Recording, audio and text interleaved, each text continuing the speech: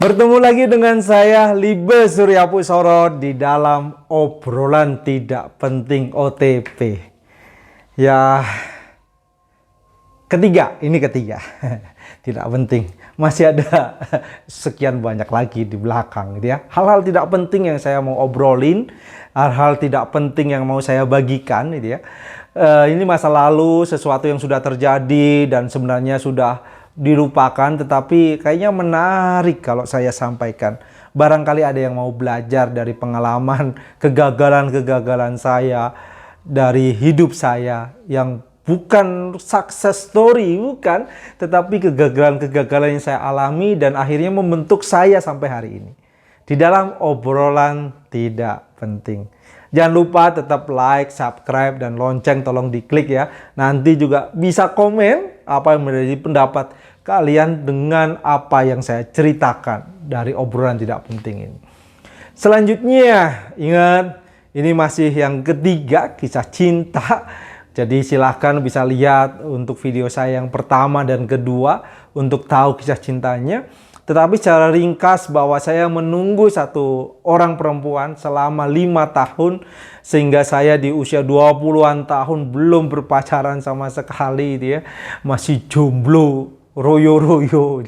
Itu ijo royo-royo, bukan jomblo royo-royo. Tetapi nikmatin saja satu prosesnya karena saya paham bahwa jodoh itu dari Tuhan.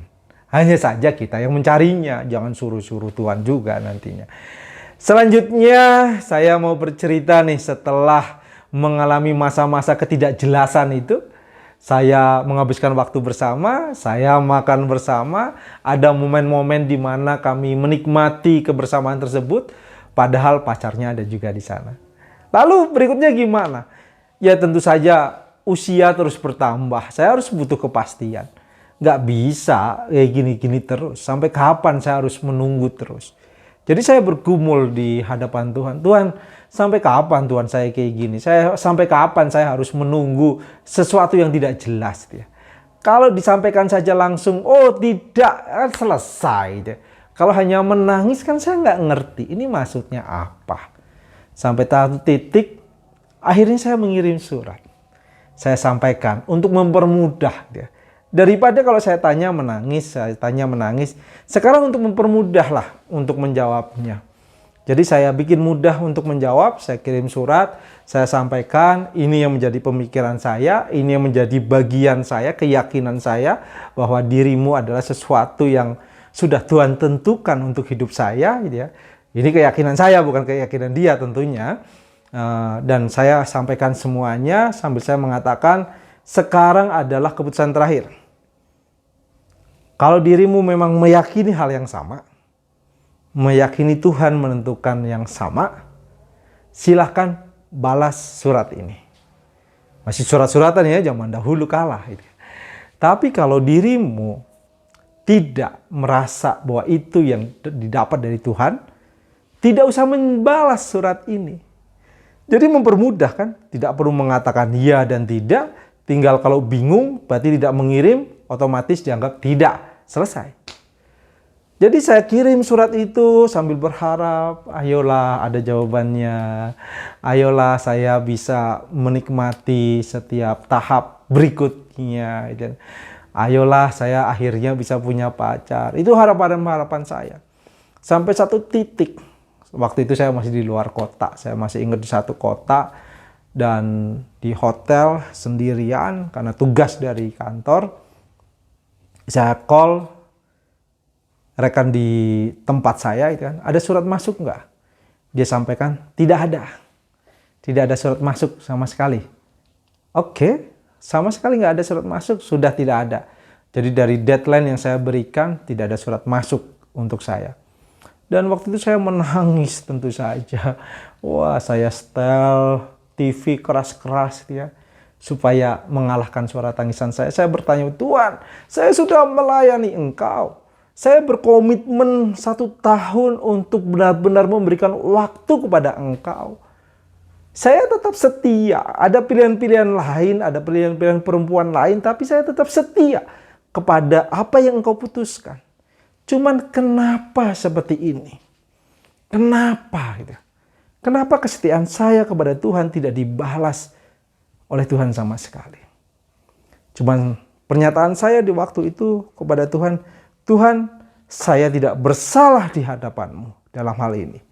Kalau Dia tidak mau, itu urusan Dia dengan Engkau. Tetapi saya tidak bersalah di hadapan-Mu. Engkau suruh aku menunggu, aku menunggu. Engkau suruh aku belajar mencintai Dia, aku belajar mencintai Dia. Engkau suruh menghapus semua kenangan yang lain, peluang-peluang dengan orang yang lain, aku lakukan Tuhan. Jadi apa yang Engkau inginkan, sudah aku lakukan. Kalau ini yang menjadi keputusan-Mu, saya tidak jadi sama dia, ya saya serahkan pada Engkau Tuhan. Tetapi aku tetap setia pada Engkau. Ini suatu pernyataan yang menurut saya keren ya. Sekarang saya masih ingat pernyataan itu keren sekali. Bahwa ketika hubungan kita dengan orang lain itu bukan tentang saya dengan dia. Bukan hanya dengan itu. Tetapi antara saya, Tuhan, dan dia. Artinya ketika saya setia kepada seseorang. Kalau sekarang misalnya saya setia kepada istri saya. Itu sebenarnya kesetiaan saya kepada Tuhan juga. Kalau saya mengkhianati istri saya juga mengkhianati Tuhan juga. Jadi hubungan saya dengan orang yang sudah Tuhan tentukan di dalam hidup saya, menentukan kesetiaan saya kepada Tuhan. Jadi pemahaman ini menurut saya, wah keren sekali waktu itu gitu ya. Dan sekarang pun saya anggap itu masih keren sekali. Oke, dia tidak jadi pacar saya. Poinnya di situ. Setelah 5 tahun menunggu, setelah saya berikan waktu sepenuhnya pada Tuhan, setelah saya abaikan perempuan-perempuan lain, ada dong dekat dengan perempuan lain ya. Tapi saya abaikan gitu ya. Ada yang cantik, lebih cantik gitu ya. Ada yang saya juga berapa kali makan malam bersama dan orang tersebut gitu ya. Karena menikmati kebersamaan, tetapi memang sudah tahu bahwa kami hanya berteman. Kenapa? Karena saya sedang menunggu orang lain lagi gitu ya. Saya sedang menunggu seseorang yang untuk lepas dari pacarnya dan mau dengan saya. Dan setelah 5 tahun saya capek ngejar satu perempuan itu ya, selama 5 tahun capek juga. Jadi saya bilang kepada Tuhan, Tuhan saya capek dan saya nggak tahu siapa lagi yang harus saya kejar. Saya nggak tahu potensi-potensi siapa yang harus saya dekatin gitu ya. Saya capek Tuhan. Saya mau break, saya mau istirahat. Sudah, kali ini Tuhan, Engkau yang datangkan kepada saya. Bukan saya yang mencari-cari. Tapi Tuhan yang datangkan dia kepada saya. Saya tidak sibuk mencari-cari lagi siapa yang berpeluang, pakai teropong, lihat satu demi satu gitu ya. Saya mau diam Tuhan. Dan Tuhan datangkan. Itu sebuah keputusan yang mengalami pergumulan luar biasa gitu ya. Tidak mudah ketika mengalaminya. Kalau sekarang, cerita sekarang ya bisa dengan ketawa-tawa ya. Dulu dengan nangis-nangis. Sampai lama saya harus menangis ya. Sampai teriak-teriak nangisnya. Tuhan kenapa semua ini terjadi Tuhan? Gitu. Teriak-teriak luar biasa. Tapi itu pengalaman spiritual buat saya yang luar biasa. Yang membuat saya lebih memahami tentang Tuhan. Dan kalau menguji iman, ya itulah ujian iman buat saya yang luar biasa. Saya menikmati setiap proses yang Tuhan inginkan, yang Tuhan kehendaki, dan akhirnya saya putuskan 5 tahun penantian saya berakhir dan saya diam. Saya tidak bergerak terlebih dahulu. Saya serahkan kepada Tuhan. Tuhan, Engkau yang mendatangkan orang yang tepat di dalam hidup saya. Dan saya percaya Tuhan akan mempertimbangkan setiap kesetiaan saya di hadapannya. Tuhan tidak pernah mengabaikan hal-hal seperti itu. Jadi 5 tahun itu bukan hal yang sia-sia. 5 tahun itu adalah proses penjagaan Tuhan supaya saya tidak berpacaran dengan si A, lalu dengan si B, lalu dengan si C. Putus nyambung, putus nyambung. Kenapa saya tidak berpacaran putus nyambung? Karena saya nunggu satu orang 5 tahun dan itu pun gagal. Jadi ya nggak putus nyambung. Coba kalau saya nggak menunggu 5 tahun, mungkin sudah perjalanan si A, oh ternyata nggak cocok, ini bukan dari Tuhan, cari si B, wah bukan dari Tuhan lagi, cari si C, bukan dari Tuhan lagi. Jadi kalau prosesnya saya adalah mencari tahu, ini yang dari Tuhan mana, baru saya mulai berpacaran. Ini sebuah pengalaman hidup saya, Semoga bisa belajar dari apa yang saya alami, gitu ya. Kalau nggak belajar ya nggak apa-apa lah. Setiap orang punya proses yang berbeda-beda.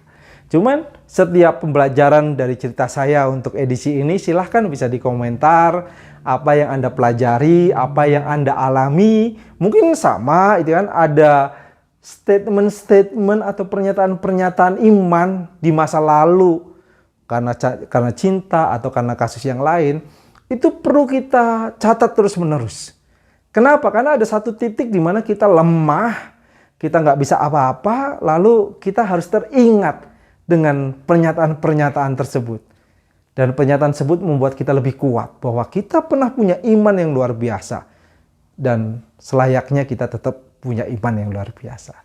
Dan itulah akhir 5 tahun penantian saya, sampai akhirnya saya putuskan untuk diam sejenak. Dan Tuhan akan menyediakan pendamping di dalam hidup saya. Berikutnya gimana nih? Oke, berikutnya tonton saja berikutnya ya. Kalau terlalu panjang nanti waktu yang digunakan sia-sia terlalu banyak. Namanya juga obrolan tidak penting. Ya tidak penting. Jadi cukup sekian saja, jangan terlalu panjang. Sekali lagi silakan saksikan yang sebelumnya atau tunggu yang berikutnya, gitu ya. Dan silakan berkomentar apa yang Anda pelajari dalam kisah-kisah hidup saya.